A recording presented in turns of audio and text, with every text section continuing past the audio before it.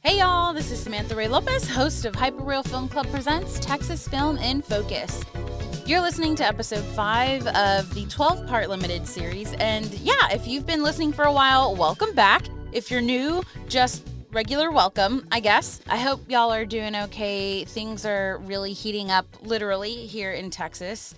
We are in the thick of summer, so I hope y'all are staying cool in whatever ways you find fun. And also masking up. I know a lot of areas are starting to go back to mask mandates and restrictions and all that. So let's be kind to each other about how we all choose to stay safe, right? A couple of things at the top. We're working on getting interviews with all of your audience submissions. So please continue to submit to the link in my bio. There's a Google form there. Very easy to do. I'm really excited about that last episode, y'all. For those of you who don't know what I'm talking about, that last episode of this series is reserved for audience contributions.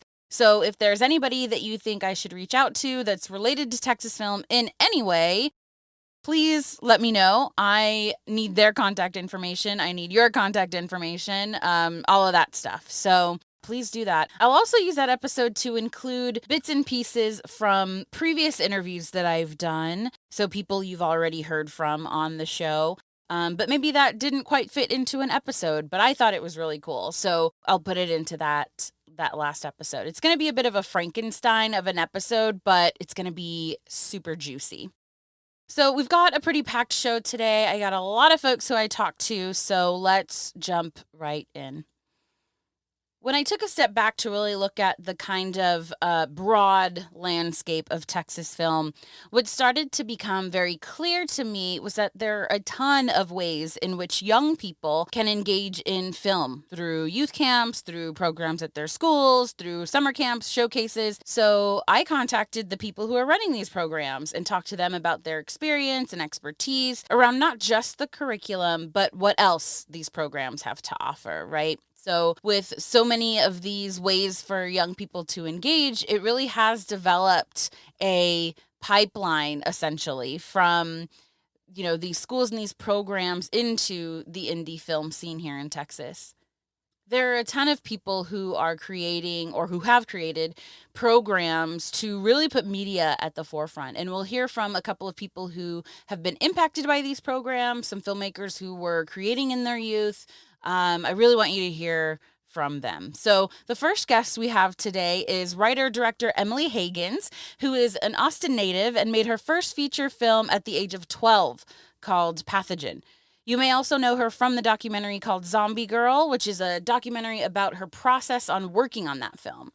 She then made a second feature at the age of 14, and then a third feature called My Sucky Teen Romance when she was 17, and that one premiered at South by Southwest. And then her fourth feature, Grow Up Tony Phillips, also premiered at South by Southwest. So she's been doing a ton of work since then, and I talked to her about how she was able to create her film career so early in life.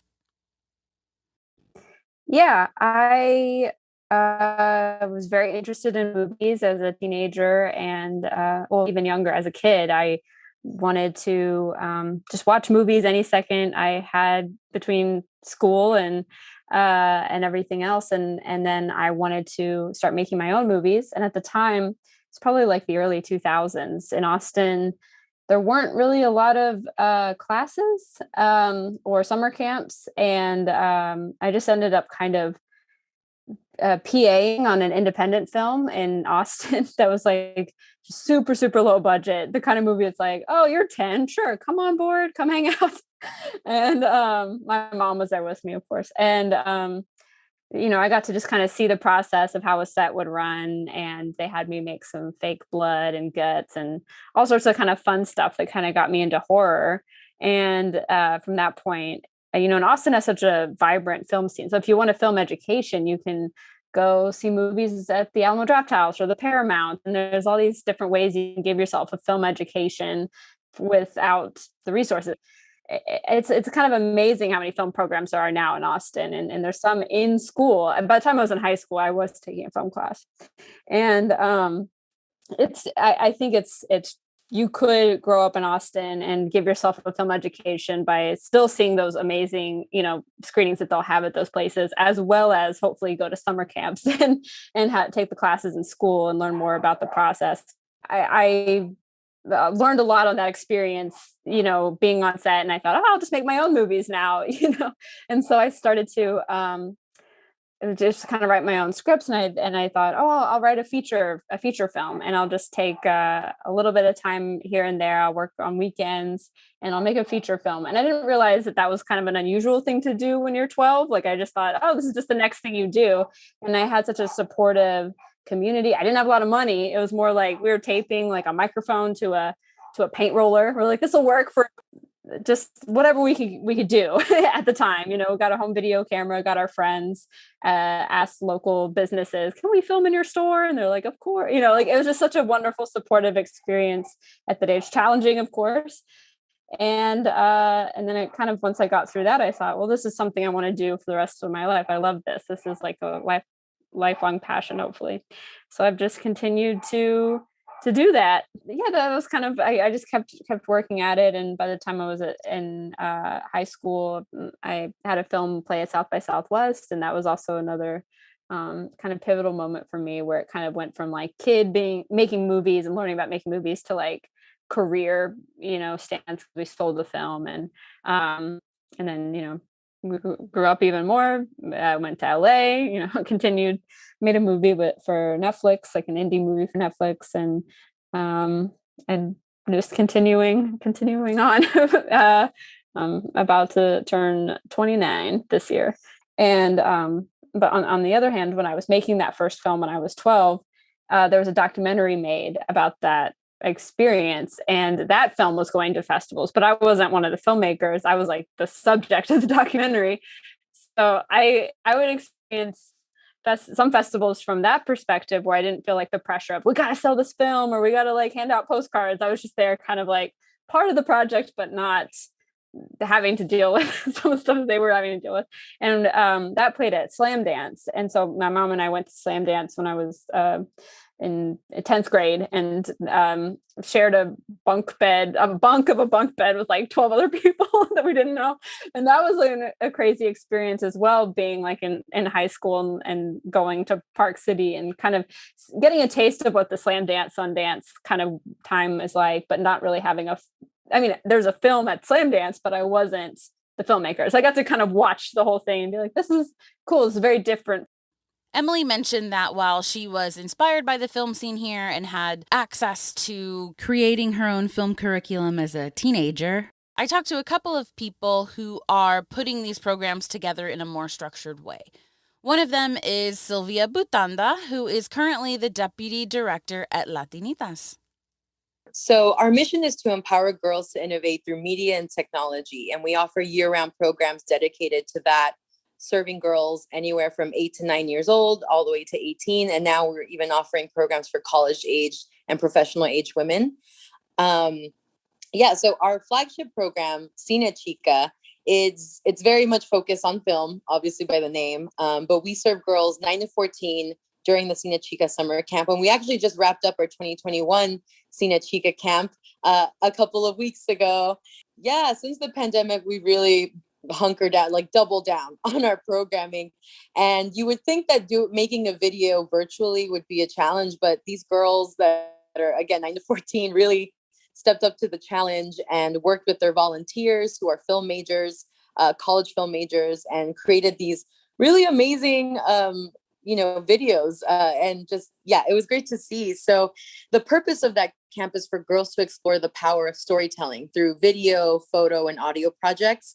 And students who attend are always interested in movies, music videos, YouTube, now TikTok, and other creative outlets. And really, this describes girls across our other programs too, like our after-school clubs, conferences, and our additional weeks of summer camp that are still going on. So while film is not the central focus of those other programs, it is incorporated as an activity for girls to process and express what they learned about different topics in the form of a PSA, a music video, a stop motion movie, a silent film, a telenovela. I've seen it all. And in the past few years, students have also explored virtual reality filmmaking through a couple of conferences that we've hosted dedicated to exploring VR and innovative technology. And we also did a 360 documentary a few years ago on gentrification in East Austin, which was the only one of its kind in the youth category. When we premiered that at Cine Las Americas Film Festival. And that was created by a group of 11 to 12-year-old Latinitas. So over the years and across the programs, we've offered fun filmmaking activities, challenges for the chicas to learn about the possibilities when it comes to expressing an idea or a vision. Have you seen any girls kind of graduate from the program and take what they've learned and turn it into something of their own outside of kind of the confines of a camp? Yeah, definitely. I can think of one example of a chica who, first off, was just very shy and kept to herself in the beginning of the camp. And by the end of the summer camp season, because she was with us for 4 weeks, she, took what she learned at Cine Chica with filmmaking and directing. And when school started, took it upon herself to create a film project, to join the yearbook at her school, to join the TV, news station at her school, and really dive into both being on camera and behind the scenes. So that girl in particular I've seen a lot of growth from her, and just, I think back to how she started and where she is now, and the initiative she took to just build on what she learned and create these, outlets for herself. Mm-hmm. You mentioned earlier the aspect of YouTube and TikTok. Obviously, those weren't necessarily part of the factor when these camps were created and the overall vision. How have you seen the kind of tech knowledge of the girls coming in kind of impact the way that they engage in the camp and kind of what their experience is? I was just thinking about this, the evolution of the technology we've used at Latinitas. When I started, we were using digital cameras, like point and shoot cameras. We were using camcorders, and now it's all on the iPad.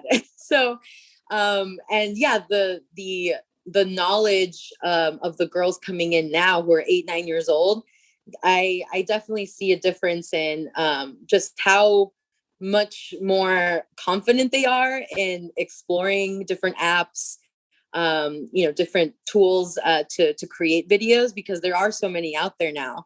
The girls that, were 8, 9 when I started, they were still, digital natives in their own right, of like knowing very well how to use a point and shoot camera, how to use a camcorder, and using it in unique ways. And it's the same now with the 8, 9-year-olds now that love TikTok and all these fun animation apps and video apps, is that they are, that they're confident in what they're doing, and confident to bend the rules a little bit. And it's been exciting to see. This past year, we have seen immense growth. We have had girls participate in our programs from 23 different states, at least 4 different countries, over the ages of 9 to 18. And it's just been incredible to see. It helps. We realize that we are going to have to be hybrid from now on and offer in-person and virtual programming, because the need is out there, and there are Latinitas all over the country and all over the world, but we'll get there. but yeah, we definitely saw just immense growth, and I think we're going to continue to see that. I actually have one more success story that's more recent that was like amazing to hear. It's very relevant. But the most recent example is a chica named Natalie, who I met when she was maybe 10 or 11 years old, and she attended summer camps for a couple of years. And she reached out maybe about a year ago, and now she's an active contributor to Latinitas magazine. And earlier this summer, I saw her and her dad in person after all these years. We had invited her to be our Latinitas spokesperson for a press event we were doing with Mayor Adler. And she's going to UT Austin to pursue a degree in radio, television, film, or RTF. And she wants to be a filmmaker. So in her speech at that event, she mentioned how impactful it was to attend the Latinitas programs because she found a passion in filmmaking. So I'm standing in the room thinking, and I always say this, that you never know what's going to manifest when the girls attend our programs, but something does, you never know what's going to manifest, but you know that something does, whether it's the realization they are not only capable, but talented in creating video content, to knowing they're passionate about film like Natalie. So that was a wonderful interaction to have. Just seeing her all grown, I felt old, but she was, yeah, she was just so excited to go to UT and pursue RTF and wants to do film. So it's just to think that she was 10 or 11 doing these videos at summer camp, and here she is now wanting to make it, her career goal. The next person I talked to was Bear's Rebecca Fonte, who is currently the artistic director for AGLIF, which is the All Genders, Lifestyles, and Identities Film Festival. I talked with her about the Queer Youth Media Project, which is a recurring camp for queer youth.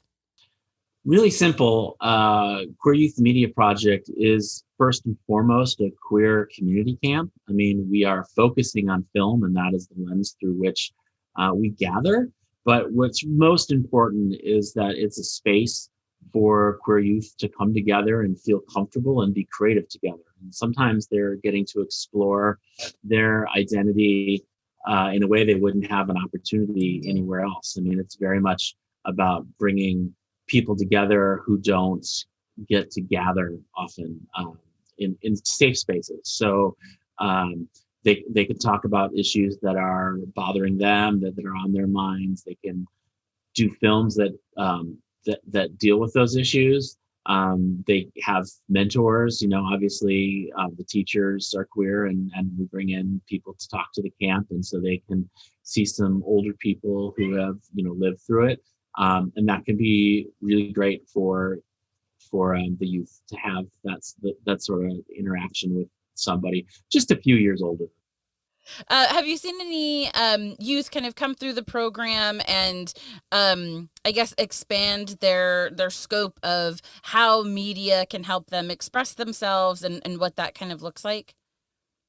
Well, there's one student in particular that I can think of who was in the program for 3 straight years. And I definitely know that when he started, he was very much kind of exploring who he was. And by the end, he was like a total leader in the camp. It was the year I got to teach, where he was directing and writing and like just working with much younger campers to get them involved. And he definitely somebody that could go on and have a future in film if they wanted to. But almost everybody that's come through the camp, they come in with different amounts of knowledge and skills. I mean, nowadays it's so easy to pick up a camera, and everybody essentially has their own camera with their phones. So it's very different than like taking a film camp when I would have been a kid. So people are much more willing to dive in. And so we really get to talk about what it means to do storytelling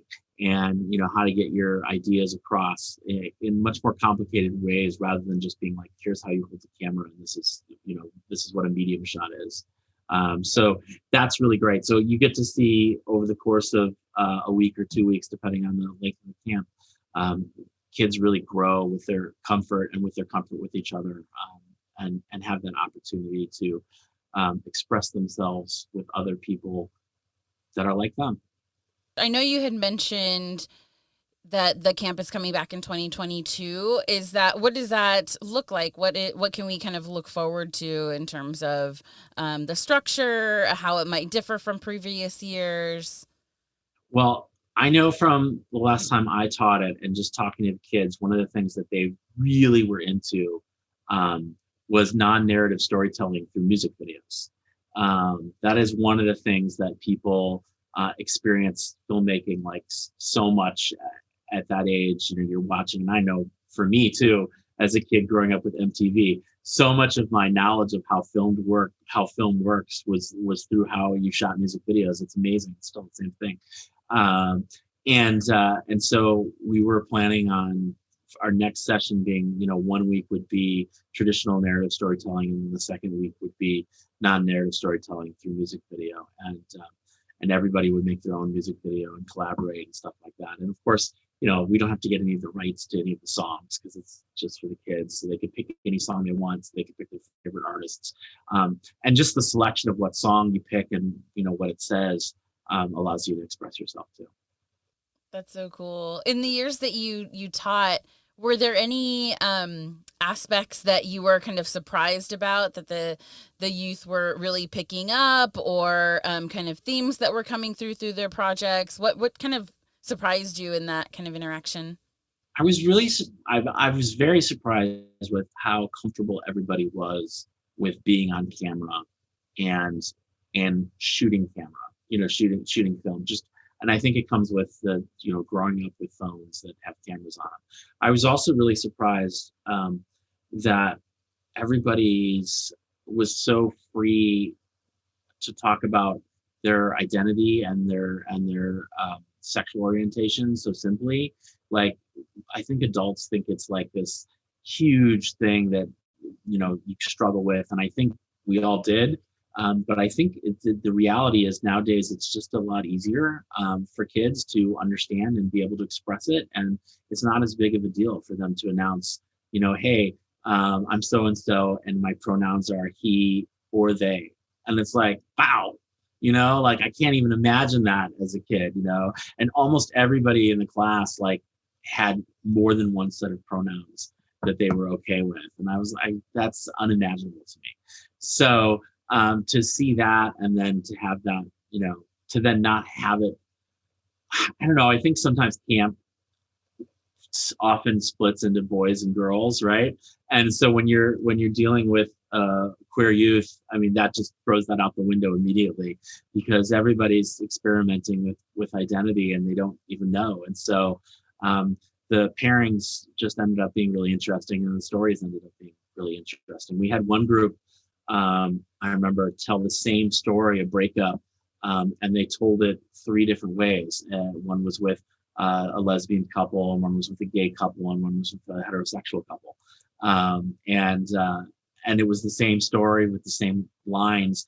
And then we cut it together so that it actually split in the middle, so you couldn't tell who was in the couple with who. And it was really such a great commentary about, the way love just really works the same across all genders and orientations.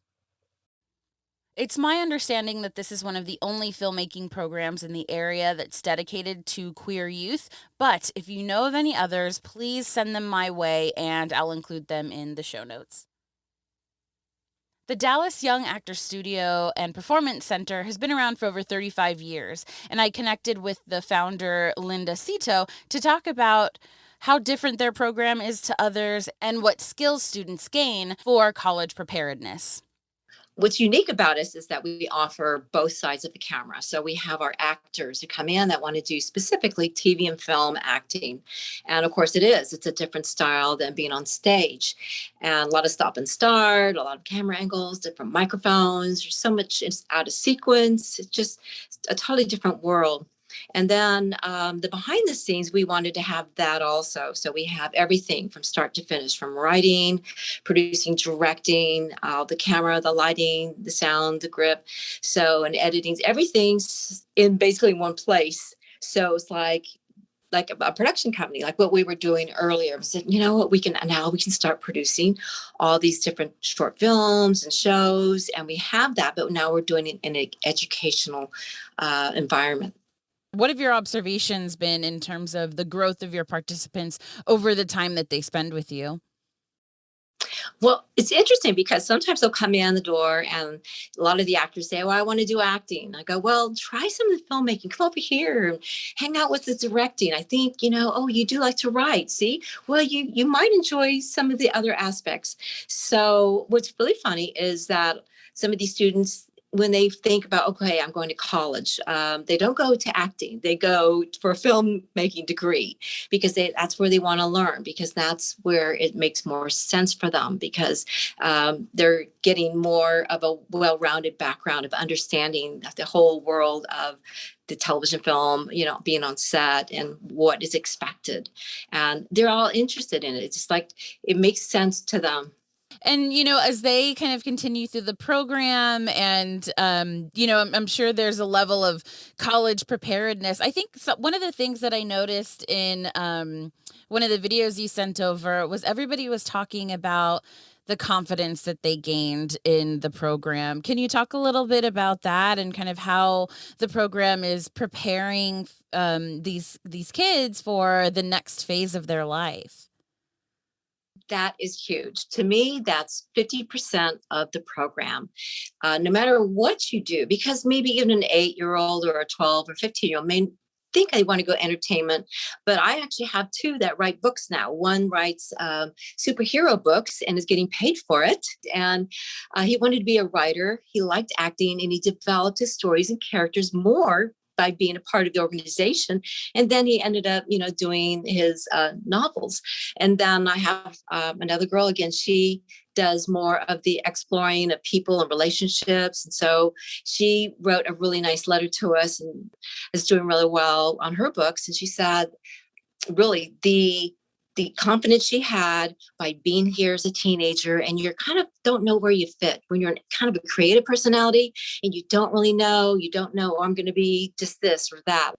When you come here, it's like this whole world of, okay, anything you can learn, anything you can explore, discover is going to be good down the road, and just feel good about yourself, help find yourself, find out what makes you happy and feel good about it. And we're there to support them so that they have their own supporting network, like cheerleaders in football, stars in school, they have those, they always have that. But I think the creative students, they generally don't as much. So for us, this is very, very important. And there's so many students over the years have reached back out and said, thank you. No matter what it is they're doing, they said, this was really the key part as a teenager that really made them feel like they could do whatever it is they set their mind to. Now, I referenced some videos that Linda sent over. She was super generous in giving me a ton of content to watch about the program, so I'll link to all of them in the show notes. For those of you in South Texas, I chatted with Frank Sanchez, who runs the Tejano Crossroads Media Festival out of Eagle Pass. We had a pretty lengthy conversation about the history of the festival leading up to the creation of what is now known as the Tejano Crossroads Media Festival. We talked a lot about technology, but what I'm bringing you today is what we talked about specifically as it has to do with the festival and how it's helped students get exposed to different types of filmmaking and really the exhibition aspect of things. Oh, I am the audio video teacher for Eagle Pass High School, and we run the Tejano Crossroads Media Festival. Before that, we were doing the Frontera Film Festival, which is 12 years, or 11 years total.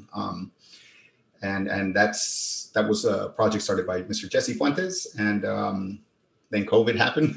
We took a break, and then we did the next thing, which is the Tejano Crossroads Media Festival, because he retired when right after COVID hit. So okay, so was the idea to kind of to end the Frontera Film Festival and start a new one, or was it like an evolution almost? Well, I got to pay respects to Mr. Fuentes, because Mr. Jesse Fuentes, because he was the one that started it all. He had this energy, and it's the kind of guy that most kids remember having an impact on on their lives. And,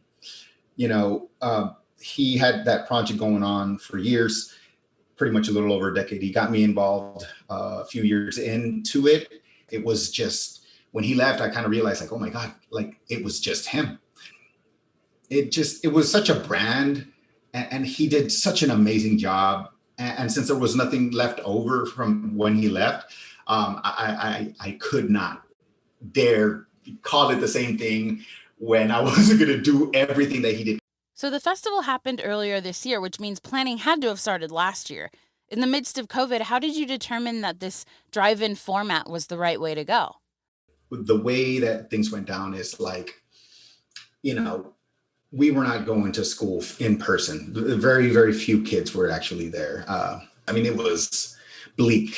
I used to call it the digital haunted house, because you were in a room, and you would go on your live meets, and we could not force anyone to turn on their cameras. Most kids didn't, and so you were just kind of there going into the void. But anyway, as such, people are social creatures, and we really thrive on a large amount of feedback in person, eye contact, tone, pitch, hand gestures and stuff. And the kids were, we're having a hard time not being seen, because it's kind of difficult to create all these things, and who are you going to share it with? And so I had one of my students, Larissa Valdez, which was an amazing young gal. She got me motivated to go beyond my comfort levels, both because of the pandemic, one, and the fact that Mr. Fuentes had just retired. And I was like, no, it can't be that all the other programs get, they get to still have seasons, if you will. They still get to perform, and we weren't getting that opportunity. So we concocted a plan. We were not going to make the Frontera Film Festival because we just could not go to that scale for many reasons. But I always wanted an excuse to use old tech, to use a hybrid of digital media and analog media. And I've always wanted to do like a drive-in. And so, we got the equipment, we started planning it since like October. And I felt it was going to be, even though, there were all these spikes, and, with districts, everyone wants to, student safety, faculty safety, and all that. But I was like, no, we were very motivated to have the kids see themselves and to do it in a safe way from the comfort of being inside their cars. And we started pitching the idea to all the district members. And after several hoops, we were able to showcase it. And the students totally showed up. The alumni from the AV program were at least like 40% of the audience that day. Yeah, they were a massive support. They were the ones that were sharing it on social media as well. And, we were not able to share too much new content because they couldn't see one another. They couldn't be with one another. So what I did was I shared a few of the ones that they submitted this year, and then I shared a lot of the stuff that we had that they had submitted to the Eagle Pass High School in my previous year. And it kind of goes with the idea with the Tejano Crossroads was because Tejano, for me, I thought, as opposed to only Frontera, and especially after seeing the Selena series, Corpus Christi is not on the Frontera, but you cannot get more Tejano than Selena. So it's like we gotta find a way to tell our people's stories. And the whole year, what kept the kids motivated was the idea that the narrative that's usually brought on by legacy media is not necessarily our narrative, and that if kids are aware of how media works and how to archive information, that it is within their power to change the story, if not for everyone else, at least for themselves and for each other. And I took my own, my kids, my children, and my wife, and they got the chance to experience the drive-in. I never did get to experience it, but they got to experience it with me in real time. And it's one of those things where it's like, I guess I'm very reserved to do stuff for myself, but when you see the look on a person's face that you appreciate it and admire, in this case, I'm talking about my children and my students, I really enjoy seeing their eyes kind of open wide to possibilities and things that they had made it not have considered. And when they get really excited about that, I get more excited, and then I'm kind of pushed to doing things that I normally would never do for myself, but I'll do it for them. I'll do it for you, So as school districts start to go back to school and the environment is kind of changing, what does that look like for the future of the festival? Are you still going to be doing the drive-in format? And it's going to go in tandem with something else, but the drive-in idea was awesome. Everyone, we already tested out a real cool slanted parking lot where we had it. So we got the city of Eagle Pass, which was very kind and generous to loan us a huge, massive screen, because that was not our screen, it was an inflatable screen. It was a very fun event where, we got to be under the stars and, kind of share a moment, in real time. And the second thing that I wanted to do was, Mr. Fuentes in the Frontera Film Festival had, like, every year was like over, I don't know how many minutes of runtime. It was an ungodly amount. It was awesome. And every year I would keep like some of the films to show my students, as really good examples of like, this, Del Rio, check this out, this film from Del Rio, or check out Harlandale's stuff. But I would share and I would save them. And there were certain films, and all of my students, like, especially if it was in real time, the Del Rio kids, because they're in the program for 4 years. So, and what I always thought was tough was seeing the films, enjoying the films, having a small group of people that saw it, and then the films would kind of go away. And so when I went to the Laredo Film Festival, I noticed that we had to submit all these forms that that they could use the films for I don't know, whatever uses, and I was like, I never thought we could do that. I wasn't sure we could do that.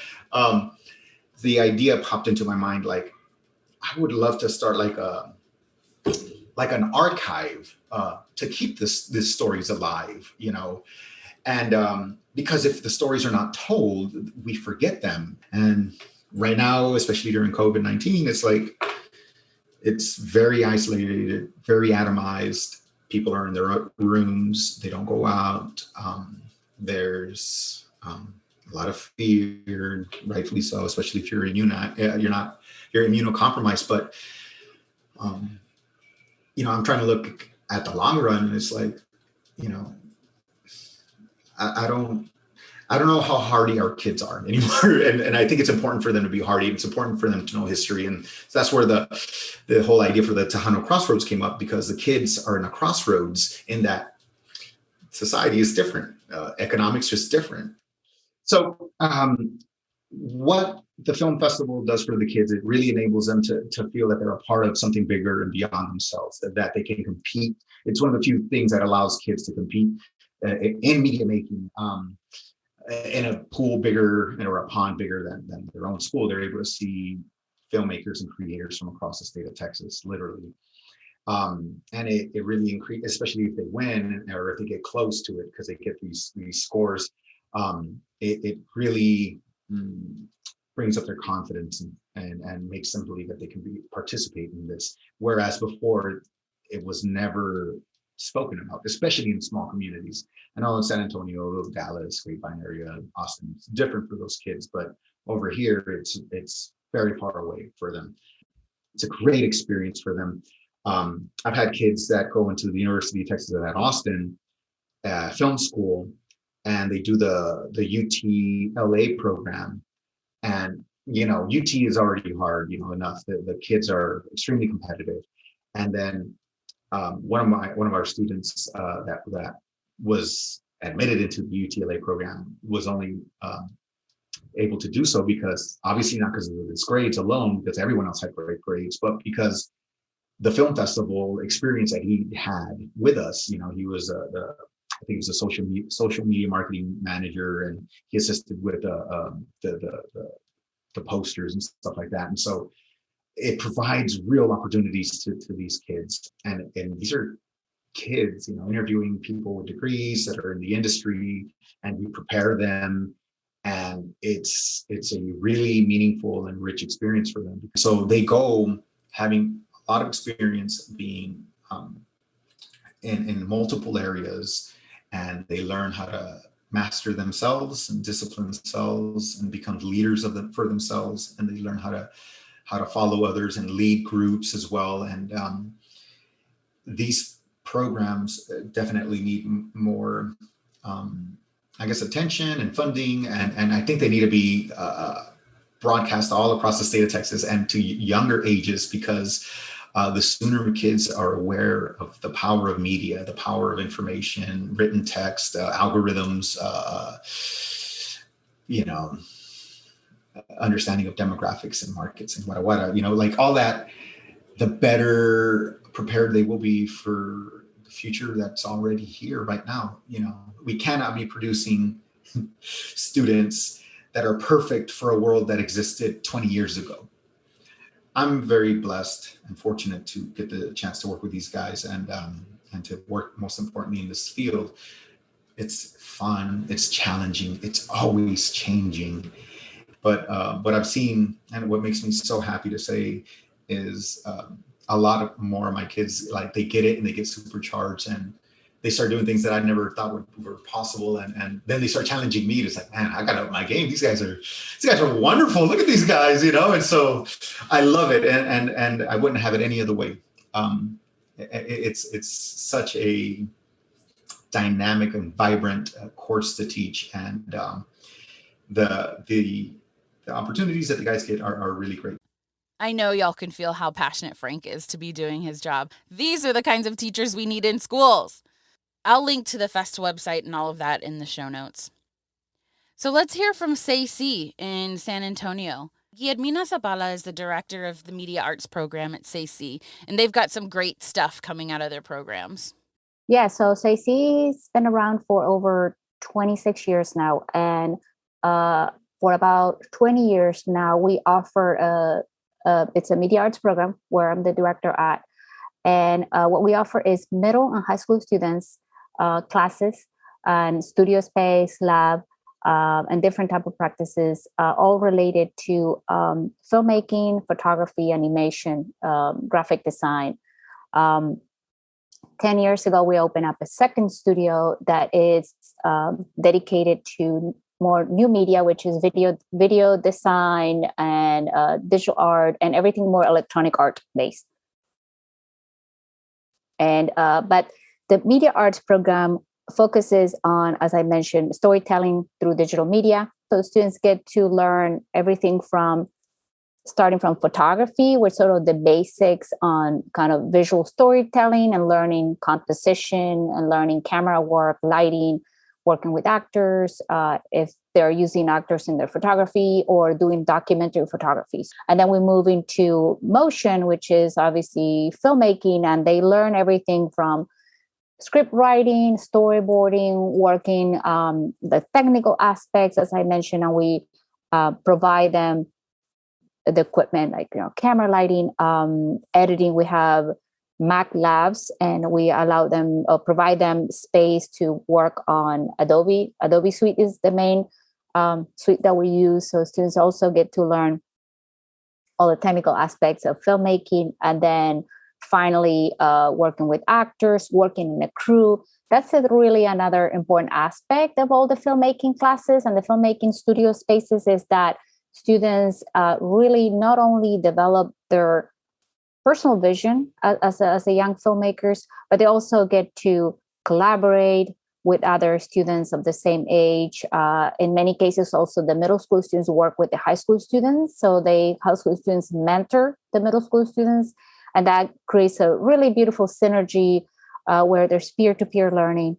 And students, as I just mentioned, they not only are able to find their own voice through digital storytelling, but also connect with other young filmmakers who have similar interests, and they can learn from them because filmmaking is such a collaborative medium. So it really, we are also developing social skills, leadership skills, and it really helps them to grow not only as artists, digital change makers, but as a person as a whole.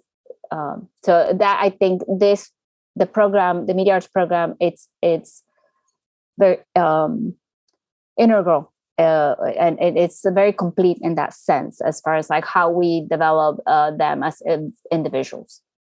Another important aspect of all the SACE studios, and we do that in the Media Arts program as well, is that we want to introduce the students to a variety of social justice issues. And that's also something that as an organization, we looked at as staff members, board members, everyone around that works at SAC, we are very aware of how we could create change through art and how important it is to encourage young artists, young filmmakers to explore different issues that are happening around their community, and that we are giving them space to do that. So from your perspective, why do you feel that these types of media programs are important to the San Antonio community and the film community across the state? Well, I think that all art education is extremely important, through either being your more formal spaces, being school districts or community art centers or individual classes. So art education in general is extremely important because creativity and giving the space where students could channel a lot of the different emotions through something that again it's unique in a sense and personal, but at the same time it's a way of collaborate with others. It is extremely important for me because one is we live in a digital world. Our culture is a visual culture. So these young filmmakers, they are already utilizing this medium. They utilize already through their phones, through the different devices, through social media. So it is important to give them the tools and instructions on how to be producers of this cultural media. They are not going to be only consumers of what we live through either different communication channels, but now they can produce their own media. They can utilize these tools to express their own ideas. Either it could be very, very personal. It could be related to specific issues that their community are dealing with. So that's, I think, is very important because when we teach these young students how to create either a film, put together a photograph, create a poster, not only they're learning, again, the tools, the techniques, the knowledge of how to do it, but now they are more aware of how to read the media that they consume. By being more critical viewers and being more aware of what they're consuming, they're also being responsible as young producers, which is also the final aspect that we always look into it. If you're choosing that message, if you're choosing the story, where you want to, what's your public, what's your audience, what is the ultimate, the change that you want.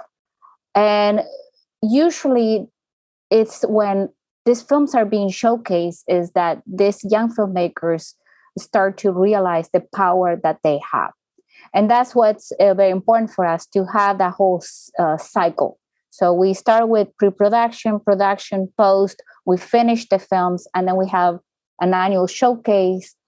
We do it at actual movie theater. So the students and their families and everybody involved in these productions have that experience of seeing their films in a big screen with an audience, seeing the reactions, learning from their peers, their families, and the actors to hear what they have to say about their films. And that's really important because I think that's the point where these young filmmakers realize how powerful they can be with the work that they do, how they can make changes.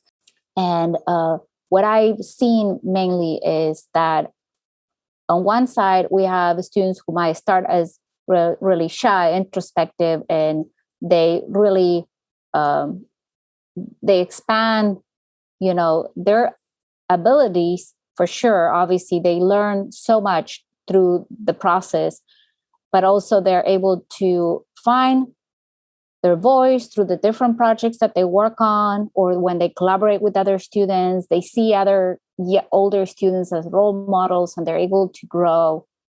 By the time they graduate, not only they have a vast portfolio that allows them to get into college, but also they've already expanded also their social skills, their leadership skills. They have a better understanding of what they wanted to say as artists, their voice. It's defined.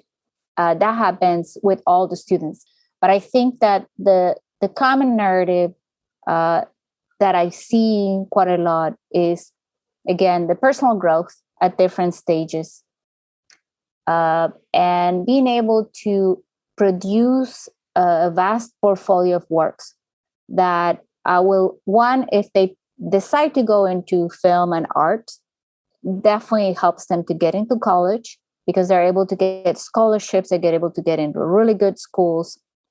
And when they start, especially, let's say we have students who go into film school, they come back and tell me like, oh, I'm in your first year and I know most of it already. Yeah, because they already are in a little bit of an advantage compared to some other freshmen in college because they have already done a lot at SAC. So this program prepares them for college, gives them, again, an opportunity to grow personally, but also as an artist. And they make friends and colleagues that are going to be working later. An example for that is we have right now, well, back to Cine Festival, which happens just a week ago. We had, oh my God, I think it's at least four, maybe five, 4 SAC alumni with films there. So I'm talking about students who are in college or finished college, who are still doing, they're doing their work now as young filmmakers. Their films were shown there. One of their films got honorable mention. So all these filmmakers went to New York, LA, Austin, Nashville, all the state, Kansas City. They go to all these different states, really well-known universities. A lot of graduates, SAC alumni now, went into pretty well-recognized film and art schools. And then there are 2 female filmmakers, which I'm so happy about this. They're collaborating now in a short film that they're going to be working here locally. Esmeralda Hernandez and Emily Potter. I'm so proud because that's another thing. We wanted to give everyone opportunity. So it's important for us to make sure that females and every spectrum in the terms of the gender, that they have opportunities at SAC to grow. And we see them that they are doing that. They finish our program, they go to college, and they're really succeeding. I mean, they're really excelling on what they decided that they want to go, either being, film, photography, art, multimedia. Now, Guillermina mentioned some students that have graduated from the program and are now doing great things. I didn't realize that I already knew Esmeralda Hernandez. I was like, I know her. So I reached out to her and I said, hey, I didn't know you were going through this AC program. I want to hear your thoughts, blah, blah, blah. So we connected, and you'll get to hear from her. But she's created several films that have been in festivals. She just wrapped her latest short film, Dream Carriers. They just wrapped production and are in post-production now. So I'll let her kind of talk through the impact of the program on her and how it set her up for success for a filmmaking career. I joined SAC when I was in 6th grade, and we would do visual art, media art, so learning Photoshop and little painting techniques and doing portraits. And we just learned a bunch of little skills and stuff as 6th graders. Once I hit 9th grade, I graduated into the high school program. And I decided to do theater because I was doing theater a little bit in my middle school, but it was pretty typical theater plays. I decided to do SAC theater because I was really into acting and I wanted to be an actor. And they put on their own shows. So during that whole program, we learned how to write our own plays and kind of collaborated with each other to put on these performances for the community. And so throughout theater, I kind of gravitated towards the media arts program. So I think my junior year, I went to the media program to try it out. And I worked on a summer film production that they would do every summer. And essentially, it's like creating a short film from the beginning to the end process, having us all like submit scripts if we wanted to, and then picking the best script and creating a production based off that script. And I was a PA for that. And that was like my first film gig, because I did go to a media magnet high school, but we didn't make like too many films, and we didn't have to focus on being so like proper or like get in trouble for saying like a bad word, or, you know, doing whatever we wanted creatively without the limits of a school system. So during that production, it was just like so cool to me to like be on this like production with students and like have the camera and like see the lights and see the actors and all this stuff. And so I was like kind of like a little light switched for me then.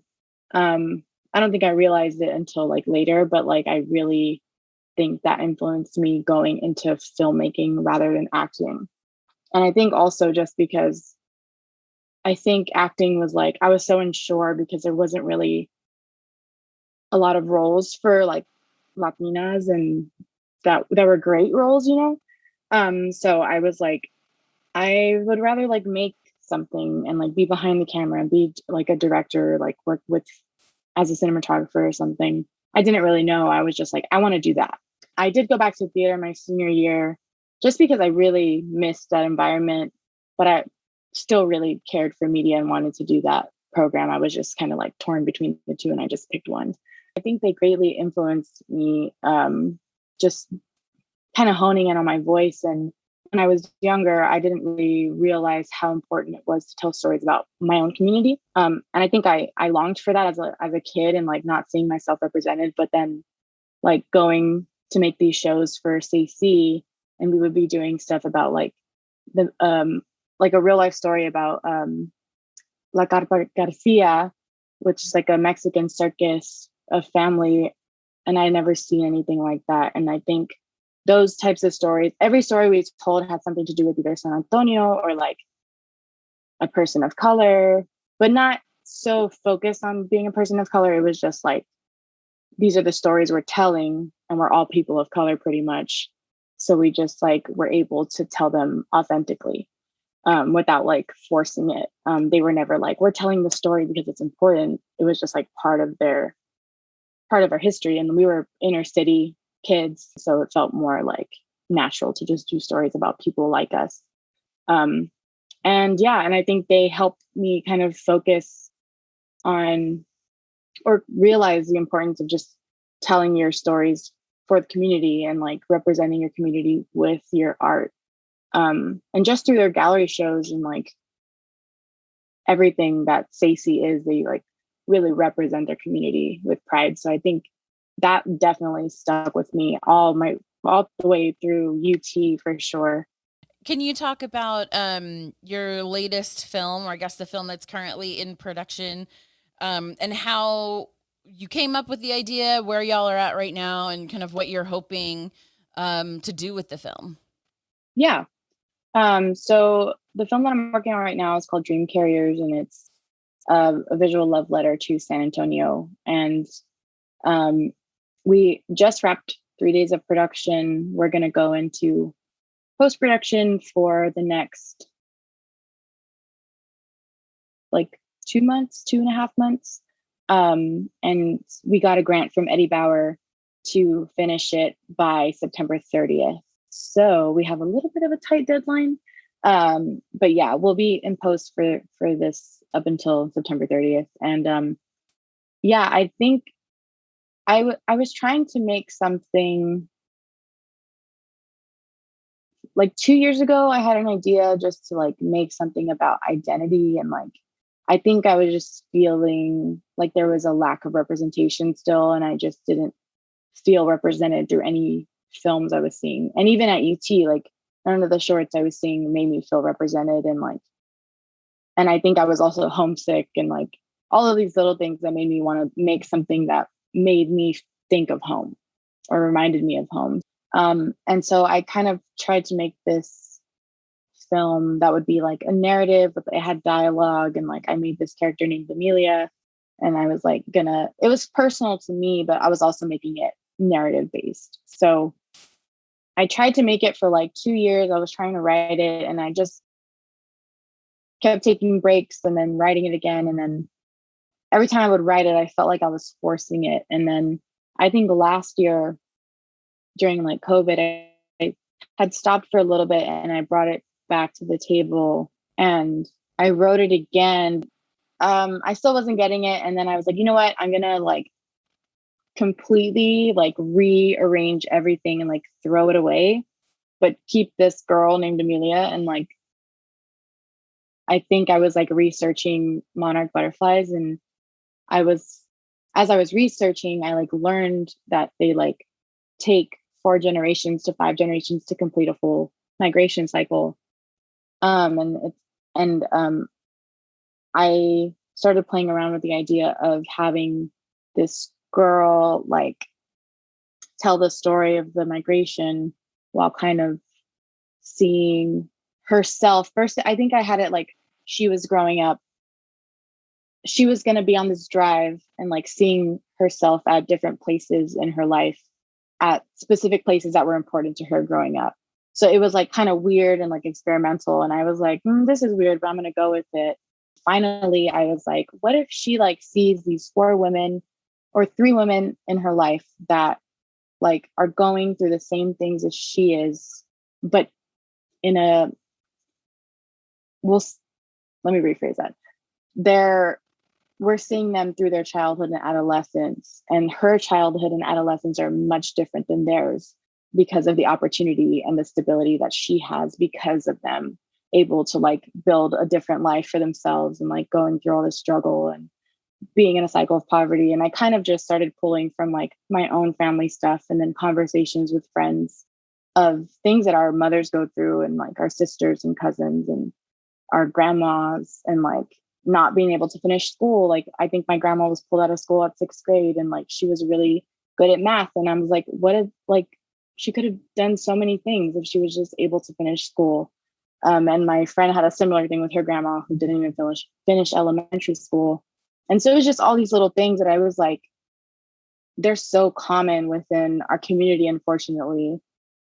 And poverty, the cycle of poverty and all of this stuff. And then I use my own family history. Like my grandma immigrated from Mexico to San Antonio. And they lived in the projects for a little bit. And then like my mom got a house and, built a life for herself, even though she was a young mother. And like all of these things that culminated into like one big long reflection. And then I was like, I think we can make this into like an experimental love letter. And I think it's a very different project than what I've done before. It was easier for me to write this than what I was trying to write before. And it didn't feel so forced. But I still feel like I can touch similar things that I wanted to in the first kind of round of scripts that I had. And I just hope to bring representation to my community and to San Antonio. And kind of, it feels like a thesis for why I make films. Like it feels like this is my thesis of like my purpose as a filmmaker. See, it works. Youth programs like this are vital. And not only for the purposes of teaching the filmmaking skills, but really broadening the perspective of art overall. And the media literacy aspect of it is super important, especially now as technology is so accessible to kids, and there's just so much information coming at them in many different ways, right? For those of you that are parents out there who are on the fence about putting your kids in programs like this, I hope that this persuades you to seek those out. And for those of you who aren't parents, I hope that listening to these stories has put these programs in a different kind of lens for you. And if you're in a place to contribute as a volunteer, a teacher, mentor, or just someone who shows up to these public screenings, it really takes all of us to support these new up-and-comers. Another thing I want to mention is that arts programs in general are underfunded. So if you see programs like this and you have the means to support financially, please reach out to them and see how you might be able to sponsor a week of camp or cover lunches for kids, or even becoming a sponsor to their annual fundraisers. So just be thinking about how you might be able to contribute if you have the means. Okay, so I know this is a time in the show where there should be a lightning round where I would rattle off a couple of programs and things to keep on your radar. Considering COVID has had such an impact on programs like this, I don't want to lead you down a path that might end up a dead end. So I won't have a lightning round this time, but I do encourage you to look in your area to see if there might be filmmaking camps, either through an existing institution like your school, but sometimes they might be hosted by a local nonprofit. So do check that out in your area.